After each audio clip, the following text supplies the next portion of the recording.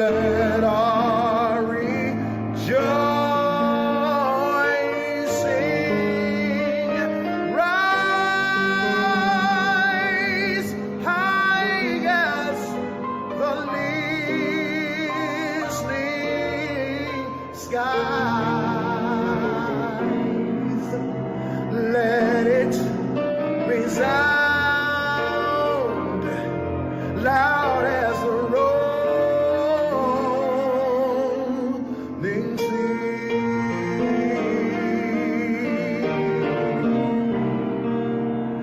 Sing a song full of the faith that the dark past has taught us. Sing a song full of the hope that the present has brought us. Yes, facing the rising sun of our new day begun. Let us march on till victory, whoa, is won.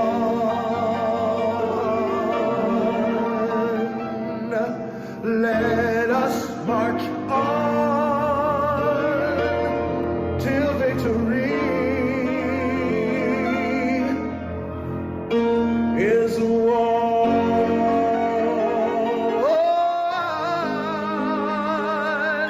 Is won.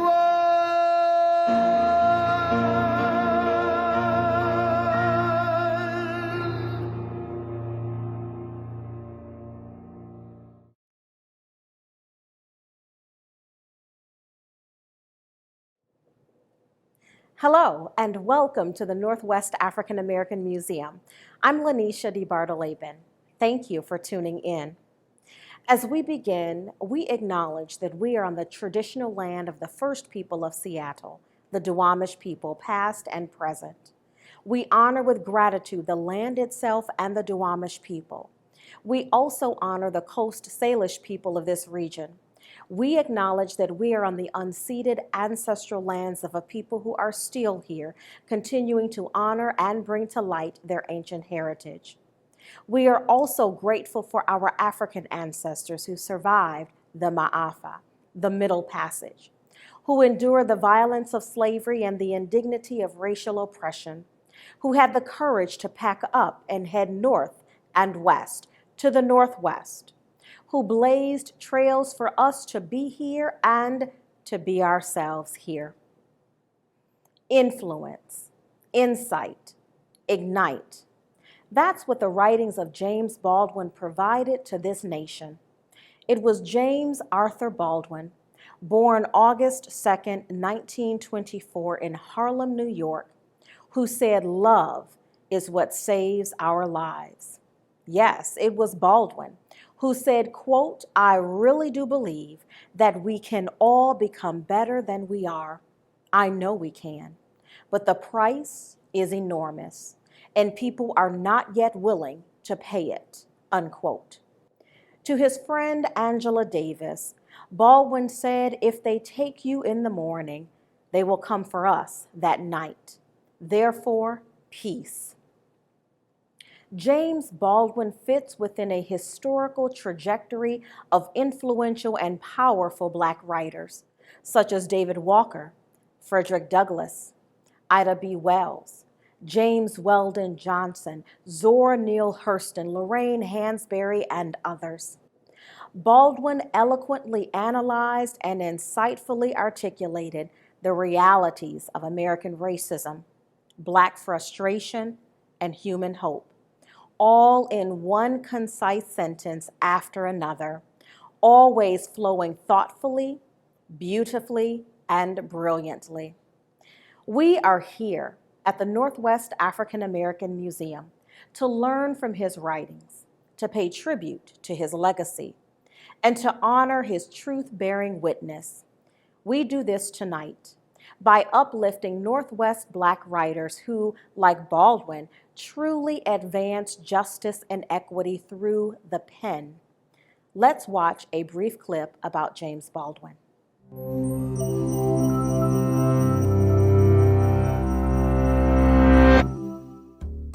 Over the course of the 1960s, the FBI amassed almost 2,000 documents in an investigation into one of America's most celebrated minds. The subject of this inquiry was a writer named James Baldwin.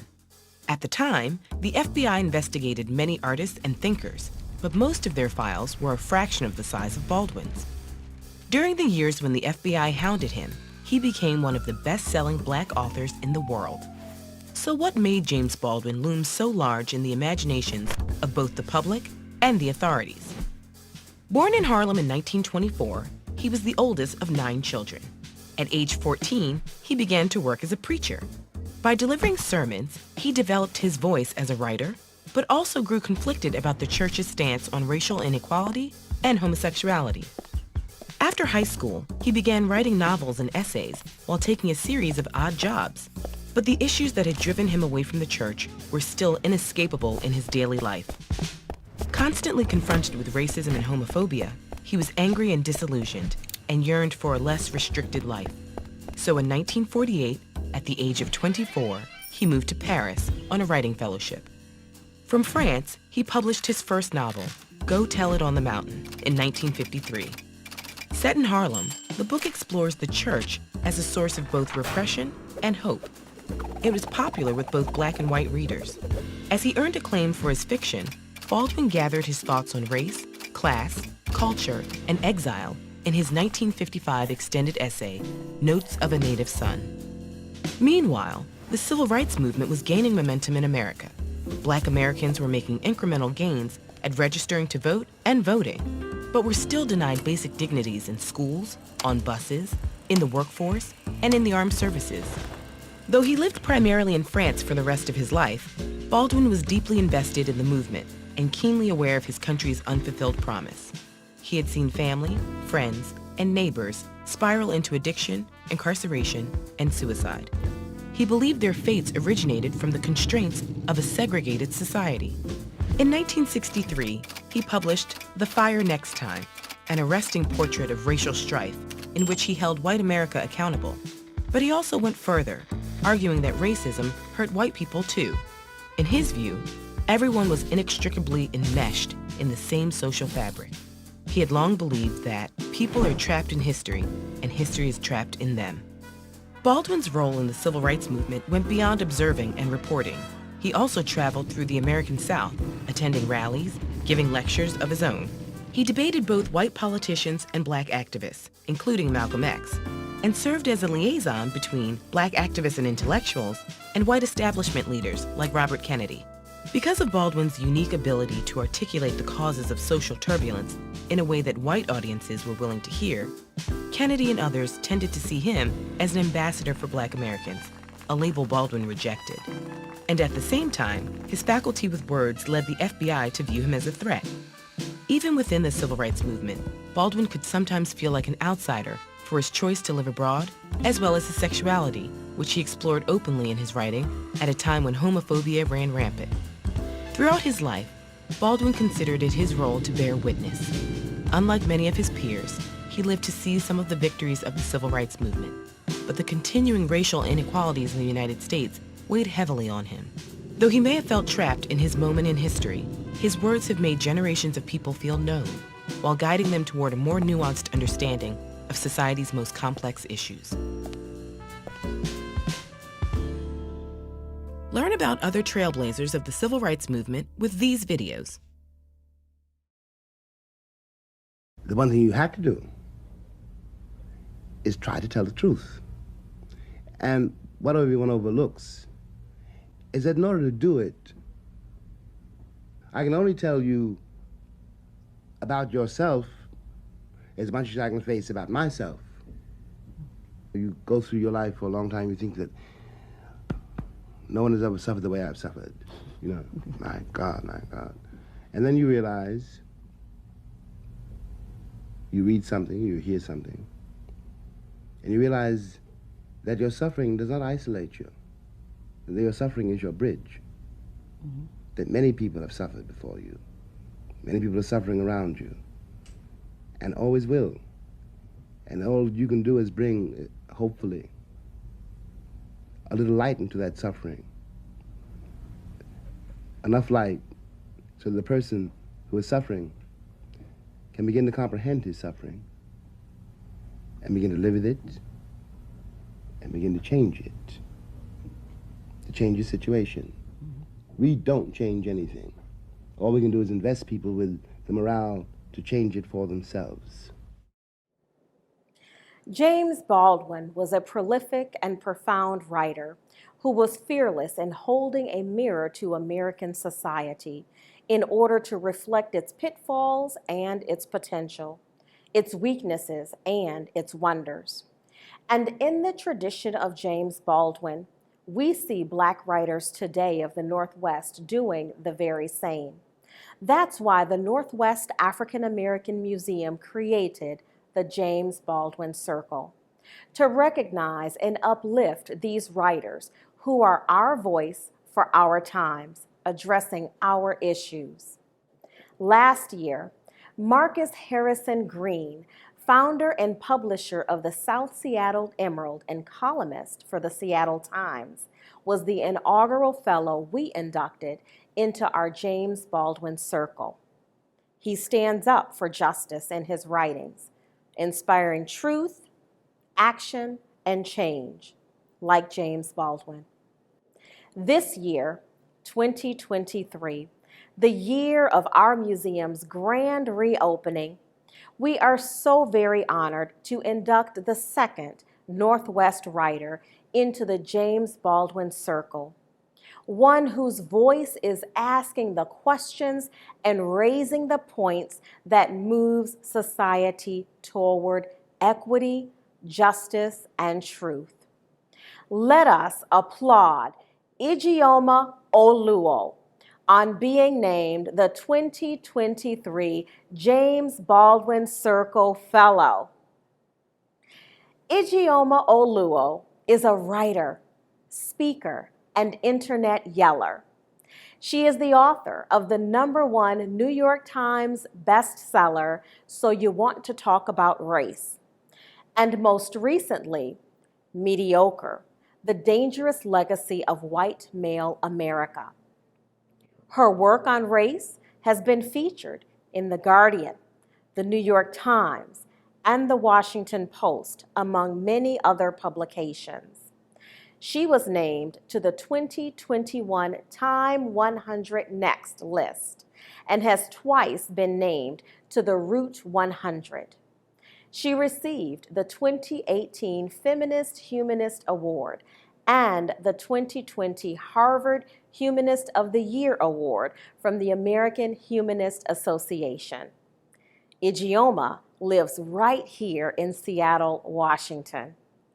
We honor Ijeoma Oluo, and we present this plaque that reads, James Baldwin Circle Fellow Induction, Ijeoma Oluo. We celebrate your dedication and continuous fight for justice and equity in the Pacific Northwest. We honor you because you use the power of the pen to make America more equitable and write in truth-telling ways akin to James Baldwin. James Baldwin Circle Fellow Award, presented by the Northwest African American Museum, January 31, 2023. Congratulations, Ijeoma. Let us prepare to welcome her to the virtual stage now, followed by remarks and commentary from other James Baldwin Fellow Marcus Harrison Green. You all will have an opportunity to engage in tonight's conversation, so prepare to place your thoughts and questions into the chat. Enjoy, and honoree Ijeoma Oluo, over to you. Congratulations. Thank you so much for for this wonderful award and for that lovely introduction. My work was born here in Seattle, the place that I have called home since I was 2 years old. Growing up in this area was complicated, as it has been for many Black people for hundreds of years. I started writing as an attempt to break the oppressive silence that so many of us here feel around issues of race and racism. We are told that it is impolite to talk about what is happening to us, that it just isn't done here. There is immense pressure in cities like this to conform to its overwhelming whiteness. Whiteness not only in population, but in system and in behavior. And yet, of course, for us, that is impossible. And so to grow up here as a Black person is to spend your life trying to forget who you are in order to please people who may just let you exist beside them and yet never with them. Or to grow up here is to recognize that it is an unwinnable game, to recognize that you will never be able to cut enough of yourself away as to not be seen as too much. So why not be all of you? Writing about race and racism has been part of my lifelong journey in finding out all that I am and all that I may be. Seattle forced me into the corner that I decided to fight my way free from. But it is also the Black community here that was first to engage with, embrace, and support my work. Here was the first community to give my Blackness a home. And so it is for the Black people here, first and foremost, in this wilderness of whiteness, that I write. My work aims to call a thing, to name the violence of white supremacist patriarchy that we are all told every day does not exist. And yet, who more than we must know it exists and must see it clearly if we are to survive it. The patterns of violence around white supremacist patriarchy are what I sought to make clear with my book, Mediocre, The Dangerous Legacy of White Male America. In looking at our history and looking at time and time again, the ways in which white supremacy aims to protect itself with the violence of patriarchy. I wanted to show how that violence repeats itself and is rewarded generation after generation. I also sought to show how all of us have been conditioned to uphold dangerous and violent ideals of power and success that only exists to strengthen systems of our oppression. For it is finding where we have been made culpable in the harm of others and the harm of ourselves that we can find our power to not only end our part in that harm, but to create real, meaningful, revolutionary, lasting change. I am not the first to document these systems of power. I am not the first to document this history of violence. My work is not new or unique.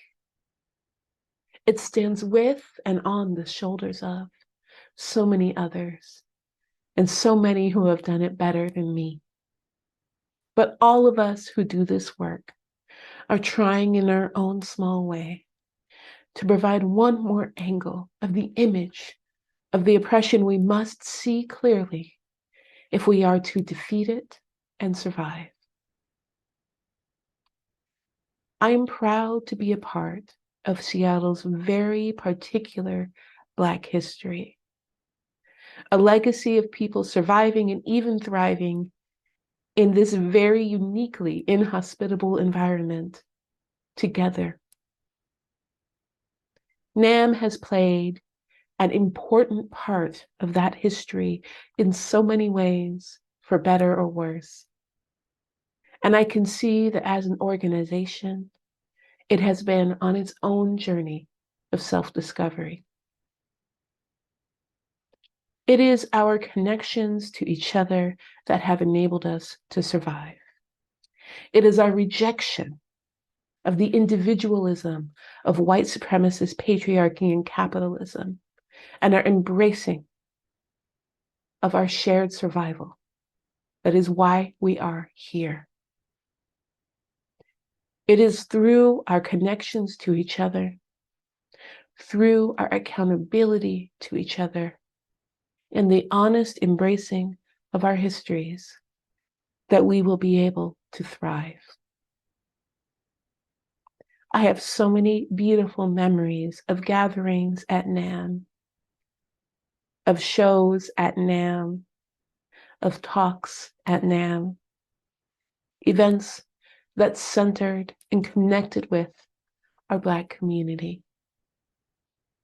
I hope to see so many more in the future. Thank you again for this wonderful honor.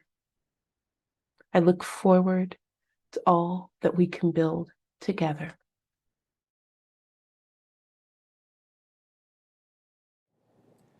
Good evening. I'm Marcus Harrison Green, founder of the South Seattle Emerald and inaugural inductee into the Northwest African American Museum's James Baldwin Circle. I'm overjoyed to have a small part in inducting my friend and brilliant writer, philosopher, activist, sage, and revolutionary firebringer Ijeoma Oluo as this year's James Baldwin Circle awardee. In a world with a glut of information and too little amplification of truth, Ijeoma's work stands out as a force of honesty in a society with an insatiable appetite for lies. Her work is a sobering reminder of what our nation is not, and may well be. Her work provides armor and saber for the vulnerable, the ignored, and tormented, allowing them to combat a world hostile to their presence. As she says in her book, So You Want to Talk About Race? If you live in this system of white supremacy, you are either fighting the system or you are complicit. There is no neutrality to be had towards systems of injustice. It is not something you can opt out of. Her everlasting enlistment in this fight is why she is more than worthy of this honor, named after one of our nation's most illuminating and dazzling voices. When it came to confronting America's subhuman treatment of Black people, it was James Baldwin who refused to allow this country to travel its familiar path from shock to empty promises to willful forgetting. In that refusal, he also rejected a pervasive genre that humanizes white supremacy, elevating white redemption narratives over tales of Black humanity that was fully formed and fully dignified. Baldwin's voice rolls down through history, piercing through like the boom of thunder before a storm, warning us, reminding us, showing us through his work that prescient words can ignite life-changing deeds, and that the future remains unwritten, yet there for our forging. There is no living writer today who better epitomizes Baldwin's legacy than Ijeoma Oluo. The truth she speaks sticks to the mind's ribcage, challenging us collectively to become who we are by better knowing who we are. To quote Baldwin once more, "You write in order to change the world. If you alter, even by a millimeter, the way people look at reality, then you can change it." Ijeoma's work has and continues to change this world, mind by mind, person by person. We are lucky to have her words, and even luckier to have her presence in our world. Congratulations, Ijeoma. May your voice roll down through history. Thank you, Ijeoma and Marcus. In these days of persistent police brutality, severe disparities and inequities, intense attacks on critical race theory and African American curriculum, writing about the truth is a way to challenge, critique, and change conditions. As Ida B. Wells said, "The pen is mightier than the sword." Thank you, Ijeoma, for taking up the pen and changing the world with it. Congratulations on being bestowed this James Baldwin Award. To you all tuned in, we welcome you all to come in and visit the reopened and refreshed Northwest African American Museum right here in the community living room. Come and attend our Black History Month movie night on February 4, featuring a documentary about Rosa Parks on what would have been her 110th birthday, and our Black History Month keynote program on February 16 with Smithsonian National Museum of African American History and Culture curator Dr. Damian Thomas. Come and attend our next Descendant series with the daughter of Fannie Lou Hamer on March 16, or attend our program featuring nationally acclaimed writer Clint Smith on April 11. Be sure to visit us on Malcolm X Day, Juneteenth, and beyond. There's truly something for everyone with the Northwest African American Museum, so be sure to follow us on social media and subscribe. We are the museum that has created the nation's first ongoing, permanent choir. We are the museum that registers people to vote at our programs and distributes thousands of free, new, beautifully illustrated African American children's books at our programs. And we never stop fulfilling our mission. Our three pillars here at our museum are to advance justice and equity, to cultivate educational empowerment, and center and celebrate Black history, arts, and culture. We believe in changing the community, the region, and the nation through anti-racist education, inclusive history, and the power of the Black arts. Ijeoma Oluo and Marcus Harrison Green are doing so as writers. Let's all go forth and do our part. Thank you.